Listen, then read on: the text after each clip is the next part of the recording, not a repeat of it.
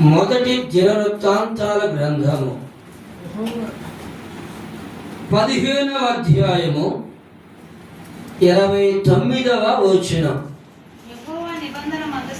యెహోవా నిబంధన మందసము దావీదు పురములోనికి రాగా సౌలు కుమార్తె అయిన మీకాలు కిటికీలో నుండి చూసి రాజైన దావీదు నాట్యమాడుటయు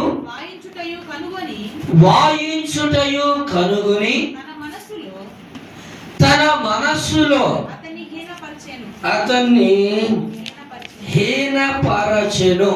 సరిపోతుంది. ప్రార్థన చేసుకుందాం. చదవబడిన లేఖనము ద్వారా వాక్యమైనటువంటి దేవుడు మనతో మాట్లాడినట్లుగా ప్రభు యొక్క సహాయాన్ని కోరుకుందాం. ప్రార్థన చేసుకుందాం. పరిశుద్ధుడైన తండ్రి, వాక్యమైనటువంటి దేవా, తమ పాదములకు వందనములు స్తోత్రములు చెల్లిస్తున్నాము నాయన. ఇంతవరకు పాడిన పాటల ద్వారా మీరు మహిమ పొందినందుకు స్తోత్రాలు. స్తుతి ఆరాధన ద్వారా మీరు మహిమ పొందినందుకు కొరకై వందనములు. ఈ సమయములో చదివిన లేఖనము ద్వారా మీరు మాతో మాట్లాడండి నాయన. ప్రతి వారికి వినగలిగిన చెవులను, గ్రహించగలిగిన హృదయమును దయచేయండి. వినుబుద్ధిని పుట్టించండి. ప్రతి విధమైన అల్లరి మీ నామం పేరిట బంధించండి. నీ దాసుడనైన నన్ను దయతో జ్ఞాపకము చేసుకునండి.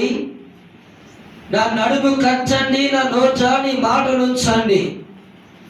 నీ బిడ్డలకు అర్థమయ్యే రీతిలో మీరే బోధించండి. మీరు హెచ్చాలి, నేను తగ్గాలి. నన్ను బలపరిచి వాడుకుని సహాయపడుమని యేసు ప్రభువారి నామం పేరిట ప్రార్థన చేసి వేడుకుంటున్నాము తండ్రి. ఆమేన్. మన ప్రభువును రక్షకుడైన యేసుక్రీస్తు ప్రభువారి అత్యున్నతమైన ఘనమైన